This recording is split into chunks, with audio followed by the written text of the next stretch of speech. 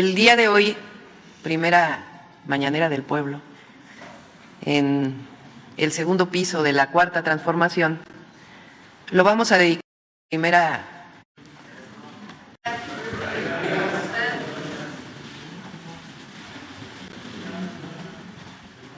Casa llena.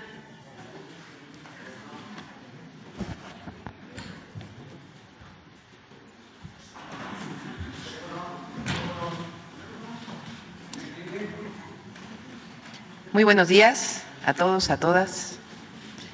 El día de hoy, primera mañanera del pueblo, en el segundo piso de la Cuarta Transformación, lo vamos a dedicar al 2 de octubre. 2 de octubre no se olvida. Hace 56 años, en la plaza de Tlatelolco, después de un movimiento estudiantil que lo que pedía era libertad, democracia, libertad de los presos políticos, fue perpetrada una de las mayores atrocidades que se vivió en México en la segunda mitad del siglo XX. Fue ordenado por el entonces presidente de la República, Díaz Ordaz, comandante en jefe de las Fuerzas Armadas, la represión contra estudiantes que, en libertad y pidiendo diálogo público que había sido ofrecido, fueron asesinados, encarcelados. Y el día de hoy, como debe ser, primero le pedimos a Pablo Gómez, que es titular de la UIF, pero él fue preso estudiantil de 1968, que nos acompaña el día de hoy. Entonces, el día de hoy vamos a presentar un video primero de lo que fue el movimiento estudiantil de 1968, a quien nos ve a la distancia. Dura 11 minutos y lo que muestra es la historia del movimiento estudiantil de 1968. Y al final, el reconocimiento del entonces presidente Díaz Ordaz como el responsable de todo lo que ocurrió en ese 2 de octubre. Personalmente, para mí es una obligación el día de hoy. He dicho en otras ocasiones que soy hija del 68. Mi madre participó en ese movimiento estudiantil, era profesora del Instituto Politécnico Nacional. Ella participó durante todo el movimiento como profesora, ayudando a los estudiantes. Después fue expulsada del Politécnico Nacional por haber participado. Ella, además de cursar sus estudios de posgrado, era profesora, fue expulsada. Y nosotros, pues como hijos, yo tenía 6 años solamente, pero para nosotros en la familia pues fue algo que vivimos personalmente. Yo fui a visitar cuando tenía 7 años a Pablo y a otros presos a Lecumberri. Entonces, algo con lo que crecimos muy doloroso, pero al mismo tiempo el movimiento estudiantil de 1968 abrió la puerta de la participación política de muchísimos jóvenes y de la sociedad en su conjunto para un país más democrático. El triunfo de ese movimiento para mí pues fue el triunfo en 2018 con el presidente Andrés Manuel López Obrador, que recupera libertades, democracia y justicia para el pueblo de México. El día de hoy entonces presentaremos este video, después le pediremos a Pablo que participe, después leerá la consejera jurídica Ernestina Godoy un decreto que va a salir publicado el día de hoy en el Diario Oficial de la Federación, y después la secretaria de Gobernación, Rosa Isela Rodríguez, va a hacer una disculpa pública a nombre del Estado mexicano a todos los familiares que perdieron a alguien el 2 de octubre. La disculpa pública es algo que inició con el presidente Andrés Manuel López Obrador y que nosotros le vamos a dar continuidad. Las disculpas públicas de un crimen de lesa humanidad, como fue el caso de los pueblos yaquis y otros casos que hizo el presidente, engrandece a los pueblos, reconoce crímenes como este y al mismo tiempo pone un alto y dice nunca más. Entonces, esta es la mañanera del día de hoy. Y terminando esto, pues pasamos a las preguntas. Antes de ello, nada más comentarles que las mañaneras ahora las vamos a desarrollar de una manera especial. Va a venir información, como siempre lo hacía el presidente, información sobre algún tema, sea seguridad, sea los trenes, sea las obras, programas sociales. El día de mañana, por ejemplo, vamos a tener las iniciativas constitucionales y de ley que vamos a enviar al Congreso para los derechos de las mujeres. El viernes vamos a hablar de las becas y así vamos a seguir con información y preguntas, pero además vamos a tener una sección especial en las mañaneras del pueblo.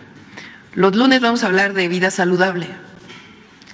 Es muy importante que las y los mexicanos sepamos las afectaciones a la salud de la comida que llamamos chatarra, porque vivimos una pandemia en realidad de hipertensión, diabetes, en algunos casos obesidad, y es importante que entendamos por qué está ocurriendo esto en la población. El martes lo vamos a dedicar al humanismo mexicano y la memoria histórica.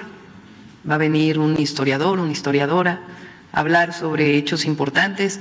Este mes de septiembre, pues no solamente es el mes de la patria, sino es el mes de la Constitución de 1824, el 4 de octubre.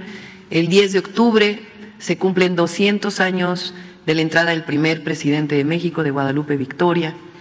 Entonces vamos a dedicarlo a estos temas. El miércoles le vamos a llamar detector de mentiras. Y no solamente se va a hacer una revisión de las mentiras que salen en redes sociales o en algunos medios, sino también vamos a pedir que participe la ciudadanía en este detector de mentiras. El jueves, mujeres en la historia. Vamos a hacer un reconocimiento de las mujeres que han participado en la historia de México. Y el viernes le llamamos Suave Patria, que está dedicado a también participación de la ciudadanía en hechos, en momentos que nos hacen sentir orgullosos y orgullosas de ser mexicanos, de ser mexicanas. Entonces, pues vamos a iniciar en este momento con el video del 2 de octubre. Gracias.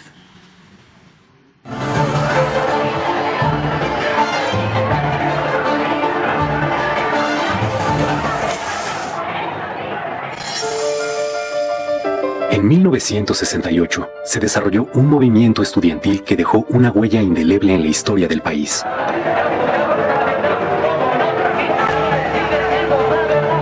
Lo que comenzó como una protesta juvenil contra los abusos de la policía capitalina se convirtió en la rebelión de una generación contra el autoritarismo del régimen. Decenas de miles de jóvenes estudiantes se manifestaron pacíficamente en defensa de las libertades civiles y la democracia. Al justo reclamo se sumaron maestros y sectores populares. El gobierno de Gustavo Díaz Ordaz vio en el desafío estudiantil una conjura comunista y ordenó la represión que culminó con la matanza del 2 de octubre de 1968 en Tlatelolco. El movimiento inició el 22 de julio, tras una pelea entre estudiantes de la Vocacional 5 y de la preparatoria Isaac Ochoa Terena en la Ciudadela, que fue reprimida por granaderos.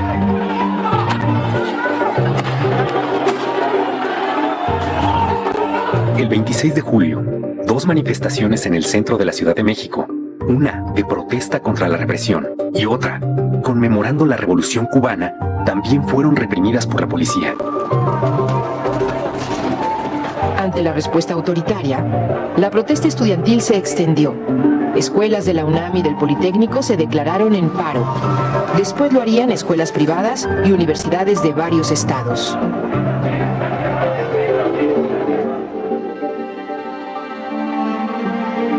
Luego de la primera manifestación masiva, el presidente Díaz Ordaz ordenó el 30 de julio la intervención del ejército.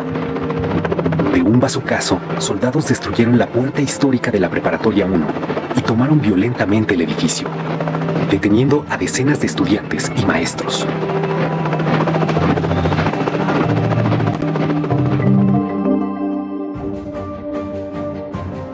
el rector de la UNAM, Javier Barrosierra, asumió una actitud ejemplar. Defendió la autonomía universitaria, condenó la represión y promovió una solución dialogada al conflicto. El 1 de agosto, encabezó una manifestación de duelo por los estudiantes caídos y contra la violación a la autonomía.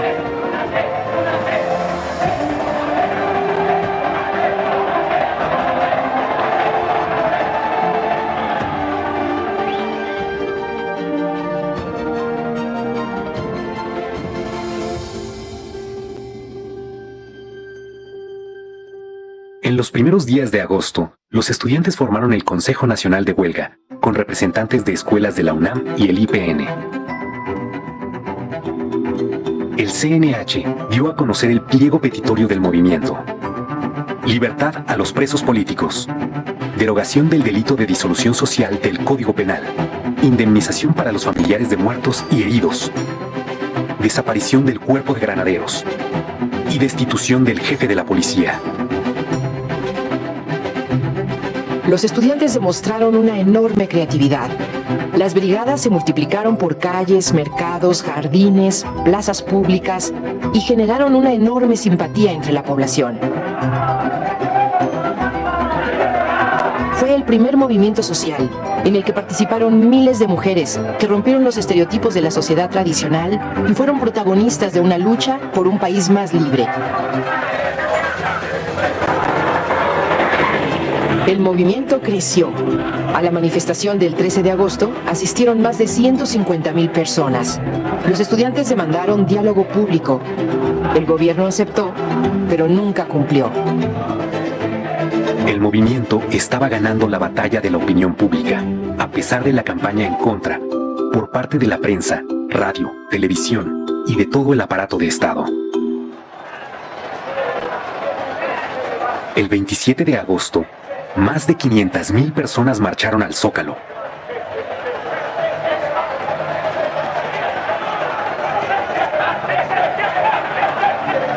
El 1 de septiembre, con el aval del Congreso, el presidente Díaz Ordaz anunció que tomaría medidas para imponer el orden. En respuesta, los estudiantes realizaron una marcha del silencio. El 13 de septiembre, más de 250,000 personas marcharon bajo un silencio imponente. Ejemplar. El gobierno canceló toda negociación y decidió optar por la fuerza para acabar con el conflicto.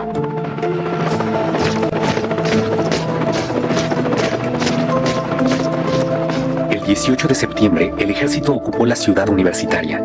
500 estudiantes fueron detenidos. El 23 de septiembre se tomó violentamente el casco de Santo Tomás y la vocacional 7 de Tlatelolco, venciendo la tenaz resistencia estudiantil.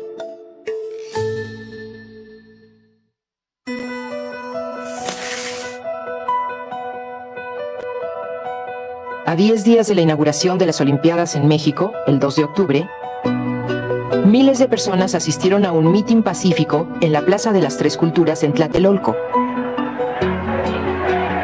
Por la mañana, representantes estudiantiles se reunieron con una comisión del gobierno. Se esperaba el inicio de una solución negociada.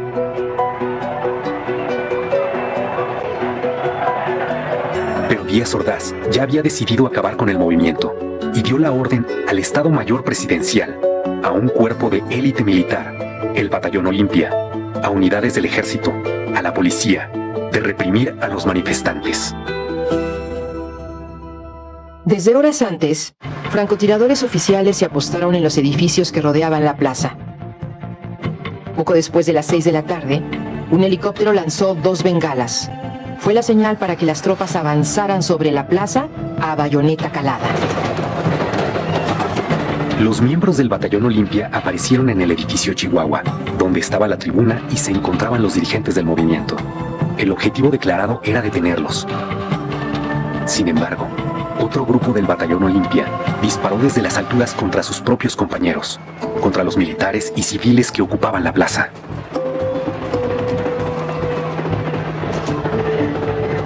En el fuego cruzado, comenzaron a caer los manifestantes muertos o heridos, y la multitud corrió para escapar de la trampa. Fue una sangrienta masacre en la que murieron estudiantes y población civil, incluidos niños que asistieron al mitin. La versión oficial reconoció 38 civiles muertos, un niño y 4 soldados, y culpó a los estudiantes de provocar la violencia. El periódico inglés The Guardian realizó una investigación y publicó que 325 personas fueron asesinadas ese día. Los heridos se contaron por centenares, y por miles los detenidos, muchos de ellos torturados. Los líderes del Consejo Nacional de Huelga fueron recluidos en la cárcel de Lecumberri y el Poder Judicial los juzgó como terroristas. El 2 de octubre se cometió un crimen de Estado contra los estudiantes, y el presidente Gustavo Díaz Ordaz asumió toda la responsabilidad. Asumo íntegramente la responsabilidad personal, ética, social, jurídica, política e histórica por las decisiones del gobierno en relación con los sucesos del año pasado.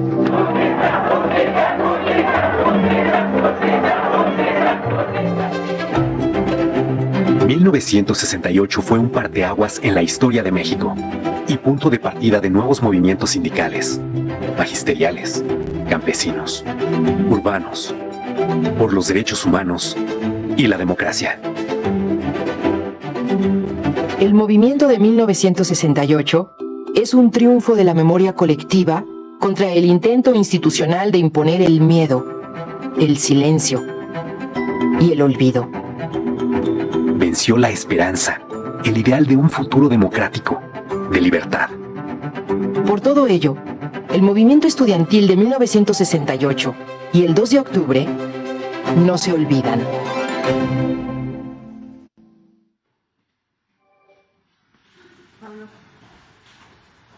Este documento es principalmente para las y los jóvenes, porque son 56 años del movimiento estudiantil y del 2 de octubre. Adelante, Pablo.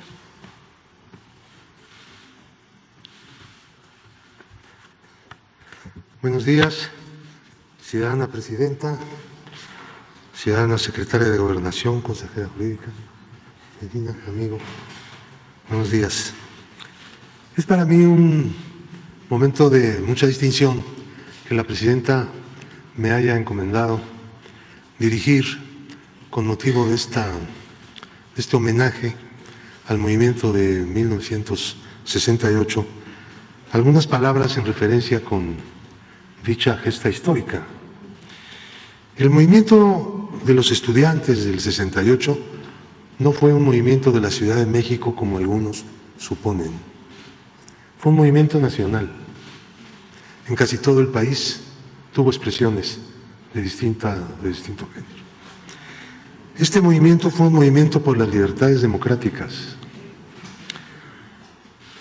Por tanto, en contra del régimen de represión política que existía.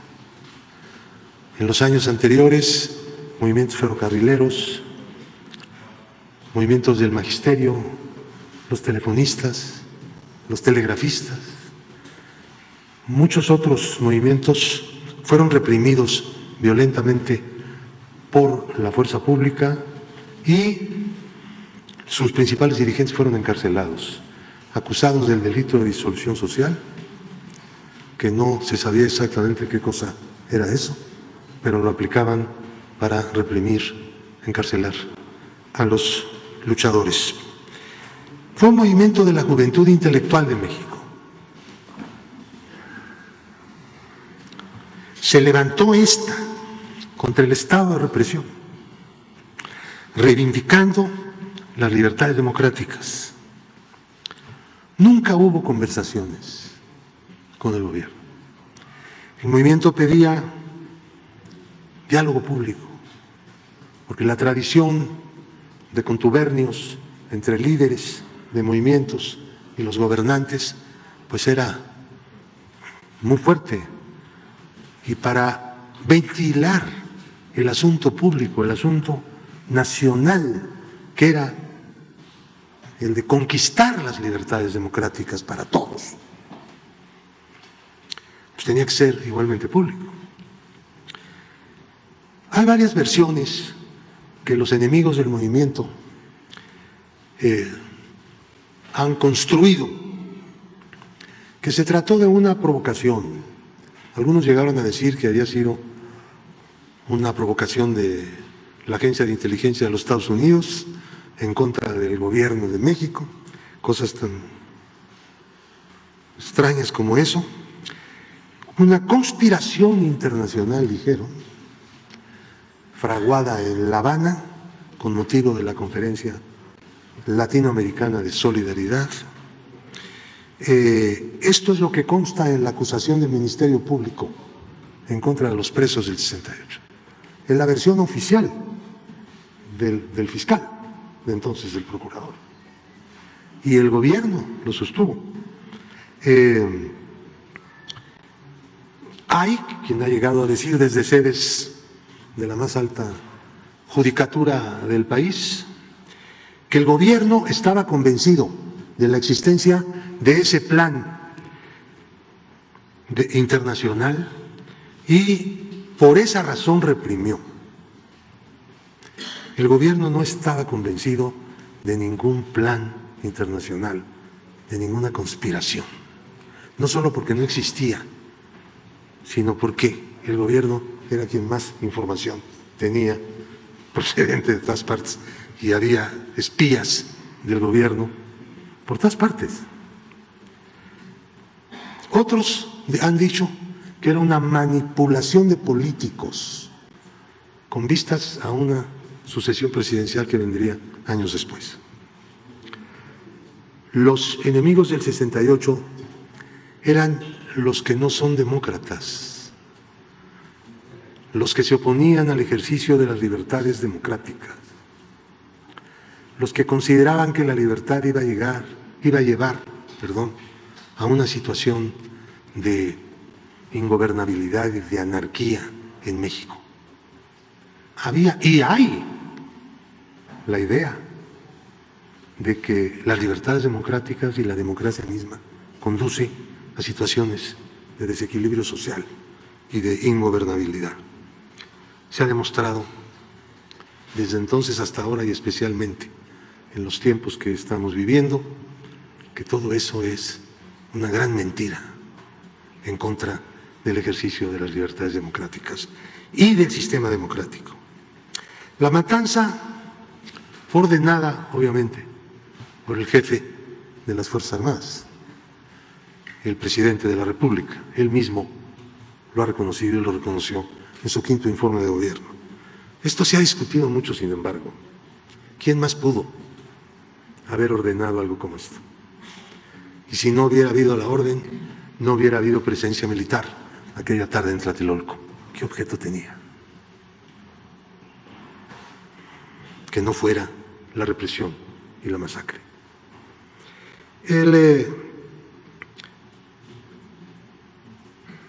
El otro asunto es el de los procesos penales. Quienes fuimos acusados de la matanza, de los muertos, de los heridos, fuimos los presos políticos del 68. Las víctimas, o parte de ellas, aparecían como victimarios de sus propios compañeros. De ese tamaño era la perversidad del poder político de entonces. De ese tamaño. El Poder Judicial, a través de un tribunal, nos sentenció a 16 años de prisión. Finalmente se concedió por parte del Congreso una amnistía y podríamos terminar diciendo: la vigencia del movimiento estudiantil de 1968 ha sido en estos 56 años totalmente vigente. Muchos recogieron el mensaje y el objetivo del movimiento, las libertades democráticas. Parte de quienes recogieron y han venido recogiendo desde entonces ese mensaje, esa práctica, esa rebeldía, esa lucha, Es la cuarta transformación, es la fuerza política mayoritaria del país. Porque la cuarta T proviene en gran medida del mensaje, de la acción, de la práctica y de la continuidad del movimiento estudiantil de 1968, que estará no solo como parte de la historia formal, sino también continuará en la memoria de las siguientes generaciones de mexicanas y mexicanos. Muchas gracias.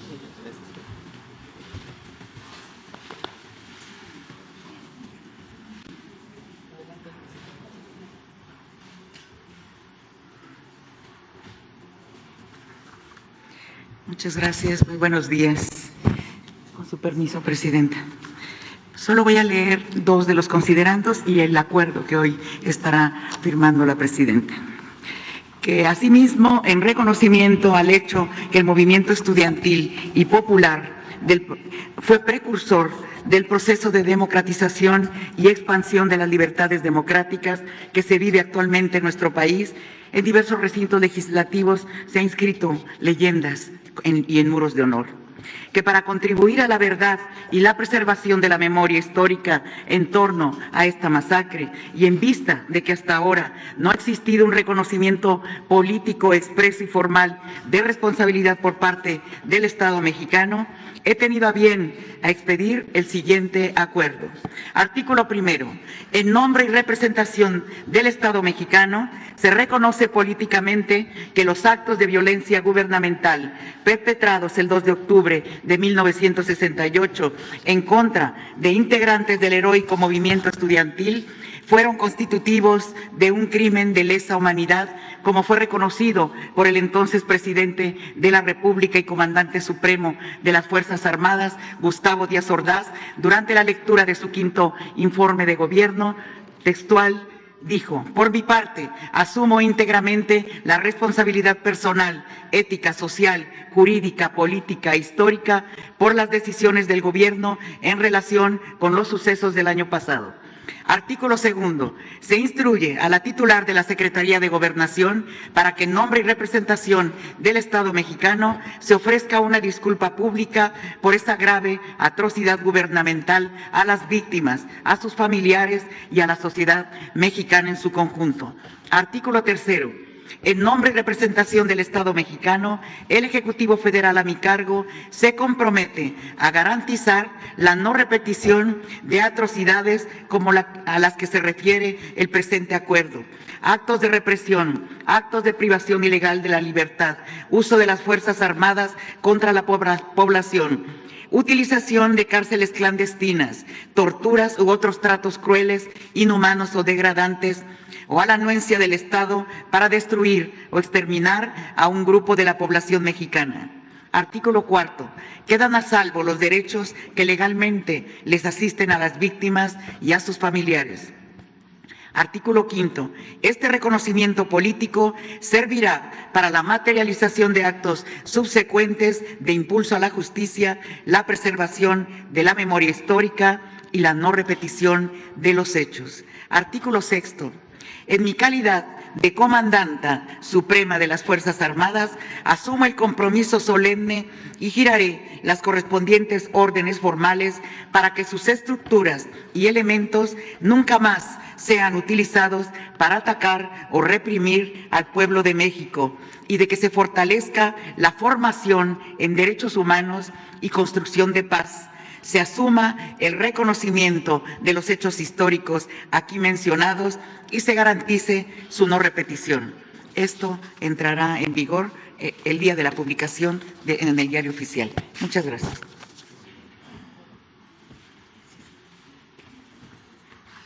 Con su permiso, Presidenta.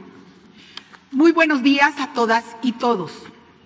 En cumplimiento a la instrucción de la Presidenta de la República, Claudia Sheinbaum Pardo, y con la convicción de la responsabilidad histórica que han otorgado a este gobierno millones de mexicanas y mexicanos, me dirijo a ustedes para pronunciarnos en nombre del Estado mexicano por los actos de violencia cometidos el 2 de octubre de 1968.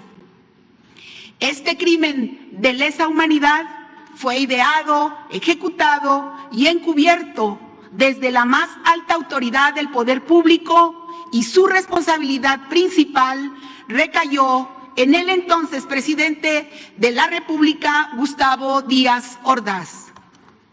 Se trató de un reprobable acto de represión estudiantil y social que tuvo como consecuencia decenas de muertos, heridos, detenidos extrajudicialmente y torturados.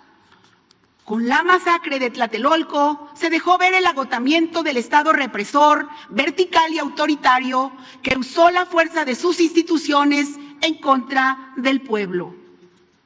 Hoy, en este acto, nos dirigimos a las madres, a los padres, a los hermanos, a las familias y también a los sobrevivientes de aquel oscuro periodo, pues son ellos quienes se encargaron de mantener viva la memoria de aquellas atrocidades y continuar con la lucha y la exigencia de justicia. Como Gobierno de la Transformación tenemos la responsabilidad de garantizar que se reconozcan los crímenes perpetrados hace 56 años y por ese motivo el Estado mexicano ofrece una sentida disculpa pública a todas las personas que perdieron a un ser querido o a quienes fueron víctimas de los crímenes de lesa humanidad cometidos la noche del 2 de octubre de 1968. Hechos como este no pueden volver a repetirse. Esta acción es muy importante porque se realiza desde la Secretaría de Gobernación, donde se instrumentaba la represión al pueblo y donde ahora tenemos el compromiso y la responsabilidad de impulsar las libertades y los derechos. En el Estado mexicano actual se tiene la voluntad histórica de hacer justicia, siempre en apego a los principios constitucionales y a los ideales de libertad y democracia. Gracias por su atención. Pues es así, este decreto va a salir publicado el día de hoy en el Diario Oficial de la Federación y sea pues esta disculpa pública en nombre del Estado mexicano. Pasamos a las preguntas, muchas manos. ¿Cómo está el asunto aquí? A ver, acá primero. Micrófono. Primer día ya como presidenta de la República de los Estados Unidos Mexicanos. ¿Cómo se siente? ¿Cómo está usted? ¿Cómo durmió ayer? Bien. Bien. Responsable, preparada. Presidenta, la Juventud Rebelde encauzó el movimiento del 68. Después vimos otros eventos de juventudes profundamente rebeldes con causa. El movimiento del CEU, en el que usted participó. Quizás tardó muchos años en volver a verse otro movimiento de juventudes en esos términos, quizás únicamente comparable al movimiento de 132, varios años después. ¿Cuál es el mensaje o la reflexión que usted ha hecho en torno al rol de las juventudes en cuanto a qué causas pueden hoy defender, salir a pedir, cómo pueden hoy representar las nuevas juventudes, los nuevos jóvenes, estas causas con rebeldías justas? Pues yo diría que las y los jóvenes, primero, conocer la historia de México. Por eso el documento que hicimos ahora, el documental, con la recopilación de lo que fue el movimiento estudiantil de 68. También por lo que dice Pablo Gómez en esta idea de que había otras fuerzas que movían a los estudiantes y en realidad fue un movimiento en aquel entonces que si se fijan sus demandas son demandas de no represión y democracia. Esos jóvenes después abrieron el camino para la lucha democrática en nuestro país y lo que estamos viviendo hoy. Entonces, a las y los jóvenes que siempre estén cerca del pueblo y que luchen siempre por la justicia. Si me permite, Presidenta, debo de hacer una pregunta en torno a mi estado. Sonora vengo representando a Telemax, la televisora pública del estado de Sonora, la televisora popular. Preguntarle, ¿estuvo usted en uno de los últimos eventos con el expresidente López Obrador, ahí en el Estado, con los pueblos yaquis? ¿Qué ha pensado en torno a los planes de justicia de los pueblos indígenas? Igual me imagino que algo habrá cambiado en usted el día de ayer que recibió la bendición y el bastón de mando y todo lo que eso representa de los pueblos indígenas. ¿Cómo le dará continuidad en Sonora y al resto de los pueblos que más lo necesitan con estos planes de justicia, Presidenta? Pues más que los planes de justicia, hoy fue que le vamos a dar continuidad.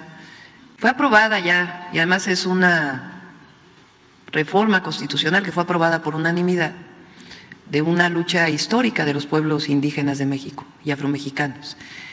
¿Qué es lo que se llama que sean sujetos plenos de derecho? Los pueblos indígenas no eran reconocidos ni por su propiedad, ni podían presentar una denuncia como pueblos. Lo que se reconoce son los derechos agrarios, pero no como pueblos indígenas. Y ahora tenemos que ir más allá, porque formalmente ya reconocidos tienen que tener su presupuesto propio en el próximo presupuesto de egresos de la Federación, además de continuar con los planes de justicia y seguir apoyando para el rescate de la memoria histórica. Además, para nosotros es esencia de México. El presidente López Obrador en su libro Gracias habla de que el humanismo mexicano está sustentado en dos pilares: la fuerza cultural de los pueblos originarios, que dan esencia al pueblo de México, a nuestra cultura, y la otra es nuestra historia patria, desde la independencia, la reforma, la revolución y todos los movimientos sociales que permitieron el México de hoy. Entonces vamos a ir más allá de los planes de justicia, porque pues tiene que llevarse a los hechos la reforma constitucional. Y Presidenta, por último, porque usted ha sido muy rápida con sus preguntas, y me permite la imprudencia de preguntarle en otra ocasión, no me perdonaría a mí mismo si soy el primero en preguntar en estas nuevas mañaneras del pueblo y no le pregunto acerca del Plan Sonora, el gran plan de industrialización de mi estado. ¿Qué percepción tiene al respecto? ¿Qué valoración hace ya después de esta larga transición, más corta de lo normal? ¿Y cómo se le va a dar continuidad, Sí. Presidente? Por cierto, ahora no lo comenté y yo creo que vale la pena. El presidente López Obrador hizo una de sus primeras disculpas, y no la primera, al pueblo yaqui como jefe del Estado mexicano. La disculpa lo que hace es reconocer las atrocidades del pasado contra el pueblo yaqui, decir nunca más y al mismo tiempo generar un plan de justicia, de resarcimiento por esos daños que se cometieron en el pasado, en particular al pueblo yaqui, que sufrió represión, esclavitud. Querían aniquilarlos en la época de Porfirio Díaz, en realidad para quedarse con sus tierras. Y lo retomo por el tema de España, que es importante. El presidente López Obrador en su momento hace una carta que leyó aquí al rey de España para ponernos de acuerdo, para ponerse de acuerdo en una disculpa pública por las atrocidades cometidas durante la conquista española. Posterior a eso, ¿qué ocurre? El rey no contesta la carta, ni siquiera en lo más básico de una relación bilateral diplomática, como jefe de Estado a jefe de Estado, porque fue una carta privada que tenía que ser contestada pues con una carta privada, aunque no hubiera estado de acuerdo. El tema aquí es que no solo no contesta, sino que se hace pública esa carta. Y después viene una campaña tremenda contra México y el presidente López Obrador. Por eso nosotros decimos que la disculpa pública frente a atrocidades del pasado engrandece a los pueblos, engrandece a los gobiernos. No es meter debajo de la alfombra un hecho como estos, sino decir ocurrió y no queremos que vuelva a ocurrir, como el caso del 2 de octubre de 1968. Por acá, a ver, por acá. Vamos a tomar que unas 5. Gracias. Gracias, Presidenta. Buenos días, Dalila Escobar del Proceso. Primero, preguntarle, ya seguramente tuvo la primera reunión de Gabinete de Seguridad, esta situación que quedó, por supuesto, pendiente también en el gobierno del expresidente Andrés Manuel López Obrador, y el seguimiento que le estaban dando a la situación de seguridad que se suscitaba en Sinaloa. Quisiera saber cómo es el primer diagnóstico que tienen en esta primera reunión de Gabinete. Las acciones, ustedes ya han mencionado, va a continuar la estrategia de seguridad, pero en torno al tema del diagnóstico, ¿cómo está el panorama? Se hablaba de que se había extendido hacia Sonora este asunto de la violencia, y sobre todo también en este mismo sentido preguntarle las acciones que pudiera estar tomando para solicitar que Estados Unidos dé información en torno al tema de las detenciones de dos narcotraficantes que se dio desde territorio mexicano y que concluyó en Estados Unidos. Para empezar, gracias. Sí tuvimos la primera reunión.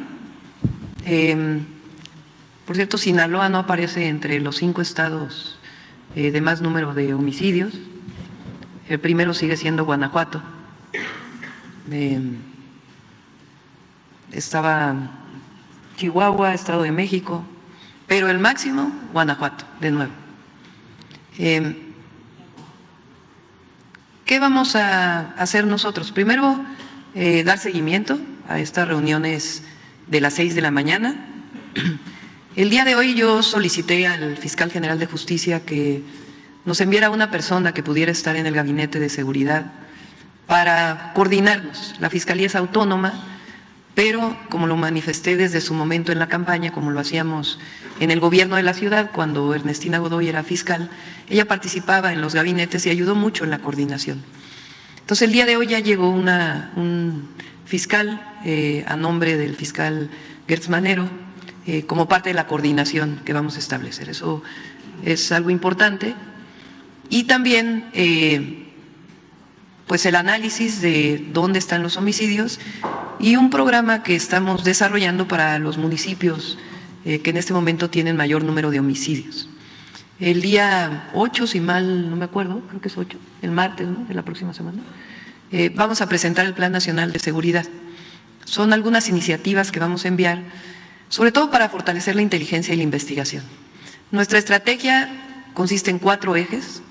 Es atención a las causas, vamos a seguir trabajando con las y los jóvenes, con Jóvenes Construyendo el Futuro, con más número de preparatorias y universidades, y también con un programa especial desde la Secretaría de Seguridad Ciudadana que llamamos Jóvenes Unen a México o Uniendo a México.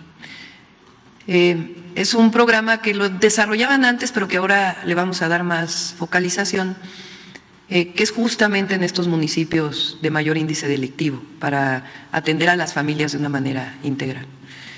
Y particularmente a los jóvenes, para incorporarlos a Jóvenes Construyendo el Futuro, a la escuela, a que no se involucren con los grupos delictivos. El segundo es la consolidación de la Guardia Nacional. Ya fue publicada la reforma de que la Guardia es parte de la Secretaría de la Defensa Nacional, pero hay una coordinación muy importante entre la Guardia, la Secretaría de la Defensa, la Secretaría de Marina y la Secretaría de Seguridad Ciudadana, en la inteligencia, la investigación y que nos permita llevar a la judicialización de casos en la Fiscalía y en su momento en el Poder Judicial. La tercera tiene que ver con atención a las causas, consolidación de la Guardia Nacional, inteligencia e investigación y coordinación, que justamente esta coordinación, y vamos a estar invitando a gobernadores de las distintas entidades para poder hacer estos planes de una manera más integral. Y sí, vamos a seguir pidiendo información de estas detenciones que hubo en nuestro territorio. Entonces, podría decirse, Guanajuato sigue siendo pues una preocupación porque sigue estando entre los primeros lugares, pero podría decirse también que en el caso de Sinaloa se tiene la percepción de que se están tranquilizando las cosas. Vamos a esperar a que podamos tener el análisis más detallado del caso Sinaloa para poderles comentar. Pero sí, lo que les puedo decir es que este fin de semana no fue de los estados con mayor número de homicidios. Presidenta, en otro tema, bueno, ayer veíamos ya a la primera presidenta de México, también veíamos allá en la Cámara de Diputados a una mujer presidenta de la mesa directiva del Congreso y a una mujer también presidenta en el caso del Poder Judicial. Quisiera preguntarle, por un lado, cómo se va a definir la relación que se tendrá con los dos poderes del Estado, al mando están mujeres en específico y en especial, y también este tema de, bueno, seguramente la insistencia en torno a cómo se observa que se podrá ir desahogando la aplicación de la reforma judicial que pues ya es un hecho, pero que pudiera tener a lo mejor algunas trabas por recursos legales que se estén presentando, sobre todo por la interpretación que pueda tener el INE en esta organización. Y bueno, también aprovechando preguntar cómo recibe la relación que se tiene con Estados Unidos, si bien diplomáticamente pues pudiera ser estable, comercialmente lo es, porque son los principales, México es principal socio, pero sobre todo en las presiones que se están teniendo en torno a, en un principio, bueno, más que presiones, opiniones en torno a la reforma del Poder Judicial, pero también en torno a otros temas que se tienen que resolver y que están enmarcados en el tratado comercial. Bueno, sobre el Poder Judicial, pues ya conocen nuestra posición. Y además ya hubo una aprobación de la reforma al Poder Judicial. Siguen en paro los jueces y algunos trabajadores que, por cierto, aprovecho nuevamente, en la Constitución, en la reforma constitucional, quedan salvaguardados todos los derechos laborales, los salarios de los servidores públicos del Poder Judicial. No hay razón para que estén en paro, ninguna. Porque cuando están en paro el Poder Judicial, también hay que decirlo, las órdenes de aprehensión para un delincuente pues vienen del Poder Judicial. Entonces, ¿cómo en paro? Y además cobrando sus salarios. Entonces nosotros no estamos de acuerdo, respetamos evidentemente, pero no estamos de acuerdo con ello.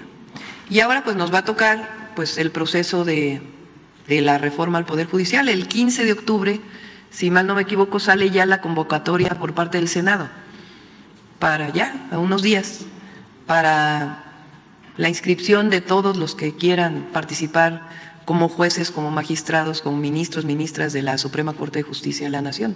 Inicia el proceso y ya pues le pediré aquí a la Secretaría de Gobernación estar en contacto con el Instituto Nacional Electoral, pues para todo este proceso, y con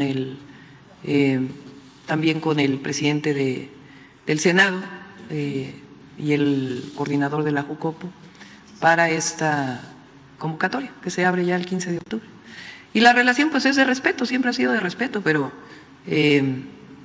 ustedes saben que no estamos de acuerdo con la manera en que se condujo el Poder Judicial, y además estamos de acuerdo, como lo dije ayer en el discurso, es para el bien de todos y todas sanear el Poder Judicial en México. Es falso esta idea de que, como dijo ahí Calderón en una conferencia que tuvo en España, de que viene el autoritarismo. No, es la elección de los jueces, ministros, magistrados, por el pueblo de México. Y eso va a ser muy bueno para el país, muy bueno. Todos los que ahora, digo, claro, hay quien tiene sus intereses ahí, pero quien legítimamente puede estar en contra, yo estoy convencida que se van a dar cuenta que es la mejor decisión que haya tomado el pueblo de México. Lo del TEMEC nada más. ¿Lo de qué, perdón? Las presiones por el TEMEC, las presiones en Estados Unidos por los pues, para mí no hay presiones, pues México es un país libre, soberano, independiente. Y nos coordinamos, más no nos subordinamos, como lo dije ayer. A ver, ahora vamos a darle un histórico aquí a Carlitos, que digo porque él viene desde la campaña a la Ciudad de México, cubriendo el... Buenos días a todas y todos. Doctora, ahorita que hablaba de la Carta de España, ¿cuál es la situación actual de la relación diplomática con España, entre México y España, doctora? Es buena, no tiene por qué cambiar, pero vamos a defender siempre la posición. Y con España tenemos relaciones comerciales, de turismo, turísticas, culturales. A México y España le une de manera muy importante el exilio que hubo de la República. Hay muchísimos españoles y españolas que viven en México de aquella época, y otros también. Pero nosotros creemos primero que tiene que recapacitarse. Hace poco el gobernador de California, que por cierto estuvo aquí para la toma de protesta, hizo una disculpa pública al pueblo afroestadounidense por las atrocidades también que se cometieron. Y los países de Europa han hecho disculpas públicas, el Vaticano hizo una disculpa pública. Entonces, es importante seguir manteniendo esta posición y la vamos a mantener. También ayer, doctora, se publica una carta de parte de Xóchitl Gálvez donde le hace una serie de peticiones y le dice que tiene poco tiempo para acabar con la intriga y la polarización. ¿Qué responder a esta carta, doctora? Me acordé ahorita, a ver, si hay por ahí una encuesta que sacó el Universal hace poco de Buen Día, para que vean cuánta polarización hay, de cuando deja el gobierno el presidente López Obrador. Es la última transparencia. A ver si te la pasé por ahí. Miren esta pregunta. En su opinión, los comentarios y declaraciones que por lo general hace, dos preguntas, López Obrador o Claudia Sheinbaum, ¿ayudan a unir a los mexicanos o sirven para dividirlos? A la pregunta, ¿los comentarios que hace López Obrador ayudan a unir a los mexicanos? 69% en el levantamiento de esa encuesta al final del periodo del presidente Andrés Manuel López Obrador, decían que sus comentarios ayudan a unirlos a los mexicanos y mexicanas, 69%. Y en el caso de su servidora, 73%. ¿Sí se dan cuenta? Entonces, ellos siguen pensando que hubo una elección de Estado y muchas cosas, pero lo que hay pues es una organización, concientización muy grande del pueblo de México. Ayer la verdad fue muy hermoso como en todo el recorrido de su casa, que salía ayer en la mañana hasta el Congreso, igual le pasó al presidente López Obrador, pues la gente salía a las calles a aplaudir, contenta. Entonces, la unión de los mexicanos se basa en las libertades, la democracia y la justicia. No podemos opinar todos lo mismo. Eso sería autoritarismo. Entonces se respetan las opiniones, las manifestaciones, todo lo que se haga de cualquier persona en nuestro país, pero hay una gran mayoría que dijo en su momento y que quiere que continúe la transformación a nuestro estilo propio, obviamente, y con los énfasis que vamos a dar, pero evidentemente pues continúa la transformación y vamos a lograr la paz y la seguridad en México. Por último, Presidenta, ayer en redes sociales retomaron una foto del saludo con el senador Manuel Velasco. ¿Qué responder? ¿Qué fue lo que pasó ahí, doctora? Es que de veras, sacaron en la mañana, ¿no? Creo que Claudia X González, que la reconciliación y no sé qué, y luego unas horas después ya estaba sacando otras cosas. Yo acostumbro, cuando es algo que hago desde hace mucho, ya ven que hace mucho se usaba que a las mujeres las besaran en la mano. Entonces yo acostumbro que si llegan a darme un beso en la mano, yo regreso el beso. Es una práctica que tengo, la hice en toda la campaña, la he hecho desde hace mucho tiempo y fue eso, sencillamente. Me besaron la mano, regresé el beso. Algo natural y de reciprocidad, digamos, que hago desde hace mucho tiempo. Uy, son demasiados. Faltan dos, ¿no? Faltan dos. A ver acá. Buenos días, Presidenta. Los primeros 100 días de gobierno son fundamentales para cualquier gobernante y traen consigo ciertos retos. Por un lado, las altas expectativas por parte de la población por resultados rápidos y por el otro, porque es el tiempo que le toma a un gobierno y a su gabinete acoplarse. ¿Qué acciones se desempeñarán en estos primeros 3 meses de su administración? Bueno, son varias, pero las principales son poner en marcha todos los programas que anunciamos. Ayer lo dije en el Zócalo y aprovecho para comentarlo. Este mes, en un ratito, vamos a tener una reunión con todos los coordinadores estatales de los servidores de la Nación de la Secretaría de Bienestar, porque este mes inicia la inscripción de las mujeres de 63 y 64 años. Se van a poner carpas en distintos lugares del país, lo vamos a anunciar el lunes próximo, para que se haga la inscripción al nuevo programa de 60 a 64 para las mujeres. El año que entra iniciamos con 63 y 64. Es una valoración de evaluar el presupuesto y el siguiente año ya nos iríamos a 60 a 64. Entonces, eso es lo primero, tener todo el padrón, digamos, las inscripciones, para que a partir del próximo año ya comiencen a distribuirse a través de la tarjeta del Banco del Bienestar los apoyos. También inicia la inscripción de los niños y niñas de secundaria o adolescentes de secundaria. Ese lo vamos a hacer en las secundarias públicas, para la inscripción para la beca, que es universal, el próximo año en secundaria. Y también inician los servidores de la Nación a tocar puerta por puerta a todas y todos los adultos mayores. Con su anuencia, evidentemente no es obligatorio, pero con su anuencia van a hacer un cuestionario que fue desarrollado por la Secretaría de Salud y por el IMSS para preguntarles cuáles son sus enfermedades, cuáles son los medicamentos que utilizan, para que en enero podamos ya contratar enfermeras, enfermeros, médicos, médicas para ya iniciar el programa de visitas médicas, casa por casa, para las y los adultos mayores.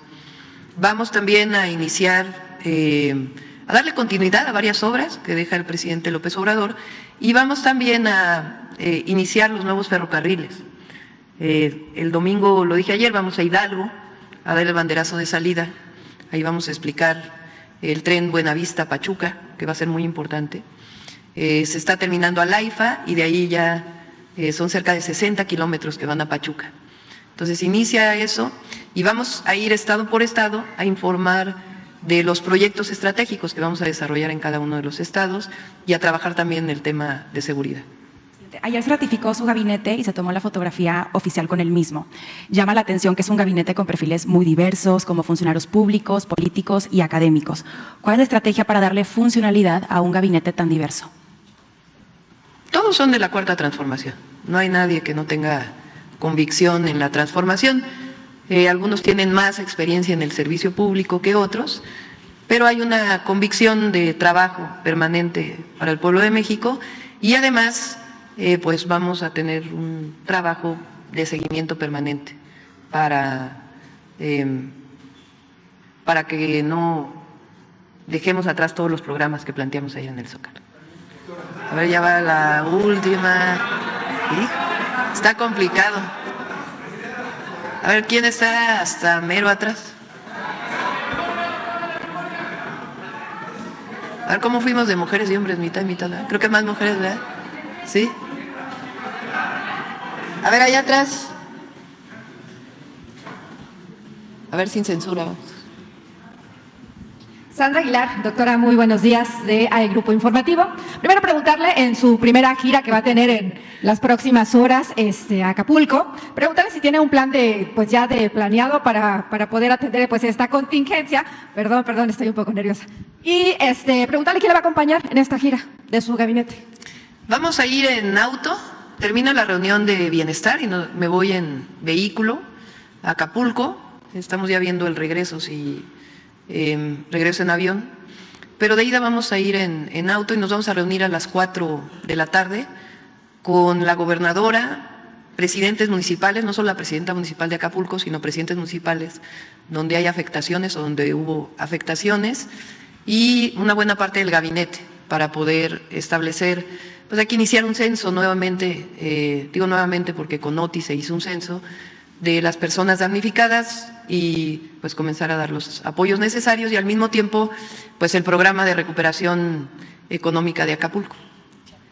Michoacán, también va el gobernador de Michoacán. Ok, preguntarle, ya que menciona su gabinete, ¿habrá algún anuncio de su gabinete ampliado en esta semana? Sí, vamos a seguir anunciando todavía subsecretarios, subsecretarias del gobierno. Y bueno, finalmente estuvo con los mandatarios de muchas naciones, evidentemente también estuvo la presencia de algunas mujeres, como la esposa del presidente de los Estados Unidos. En ese sentido, preguntarle algún mensaje, algún consejo que haya recibido por parte de ella, sería todo de mi parte. Pues fueron reuniones breves realmente, pero México tiene mucho reconocimiento en todo el mundo.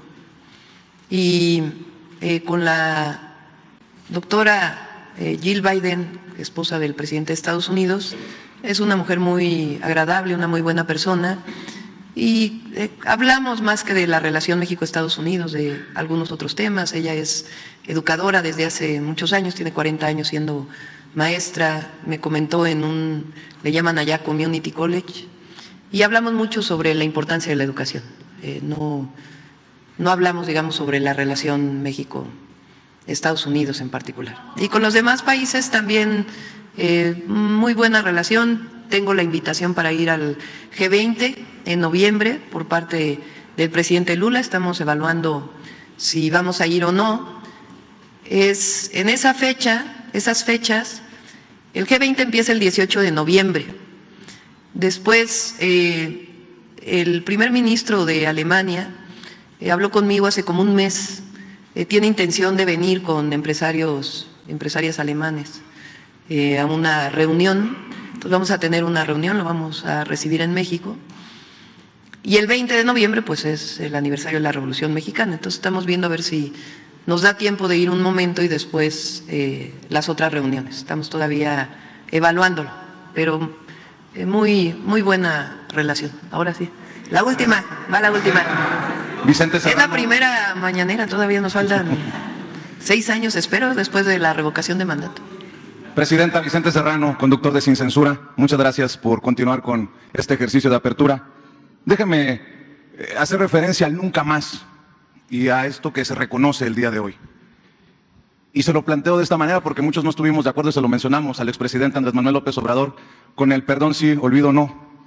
¿Usted qué piensa que deba o qué le dice a la gente que espera o que votó al juicio a los expresidentes, que espera que en algún momento sean sentados en el banquillo, que se haga justicia para México? Cuando tenemos información, por ejemplo, denuncias que ha hecho, solo como ejemplo, el abogado César Gutiérrez Priego en relación a Zedillo y la relación de la familia con el narcotráfico, con un Genaro García Luna que está a punto de ser sentenciado y la posibilidad de que Felipe Calderón haya estado relacionado a estos enjuagues con el crimen organizado cuando ellos gobernaron.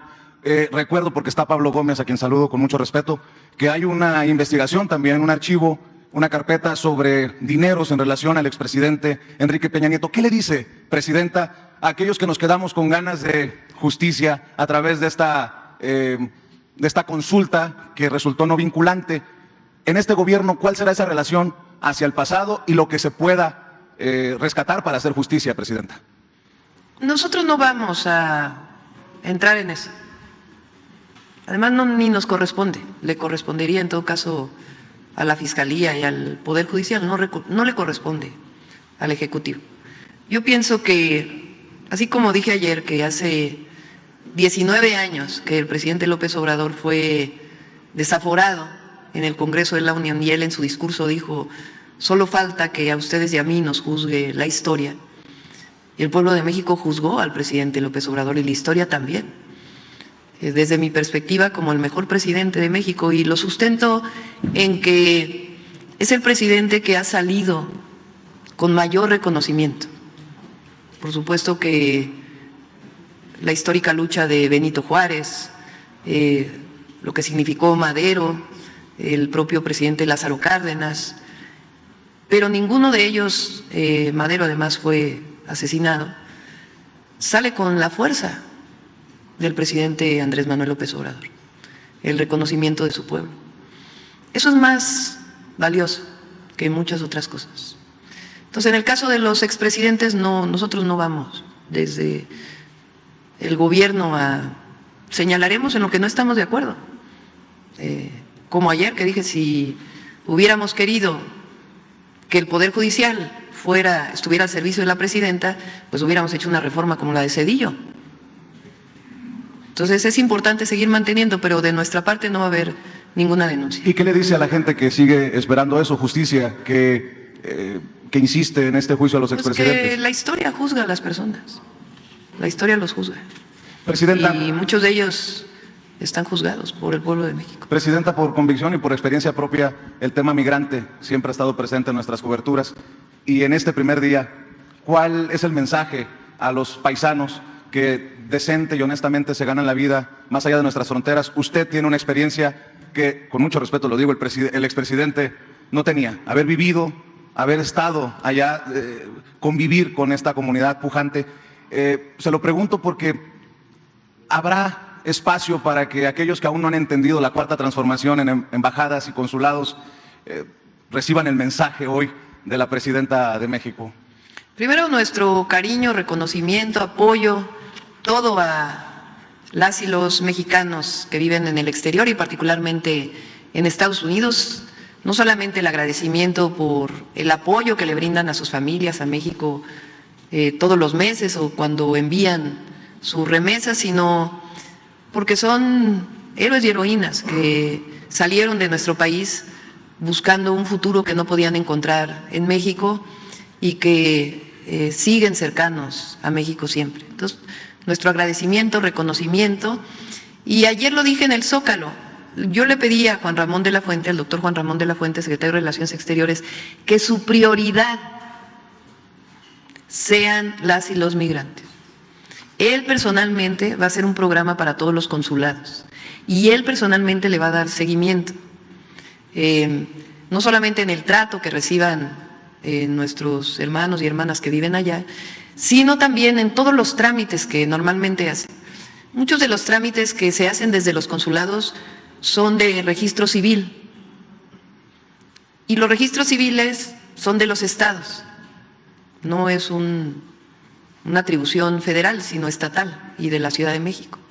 Entonces tenemos que resolver ese problema de cómo hay relación con todos los estados de la República, sus registros civiles y otros servicios que dan para que sean eficientes esos servicios en los consulados y el trato en general en el apoyo jurídico y todo lo que requiera. Entonces, Juan Ramón tiene ese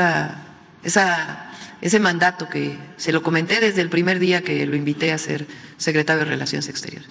Bueno, ya lo vamos a dejar hoy aquí. Ya mañana seguimos.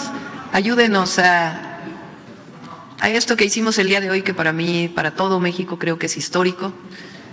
Este decreto que va a salir en el Diario Oficial y la disculpa pública por este crimen de lesa humanidad. Muchas gracias a todos y a todas. Gracias. Buenos días. Firmo el decreto.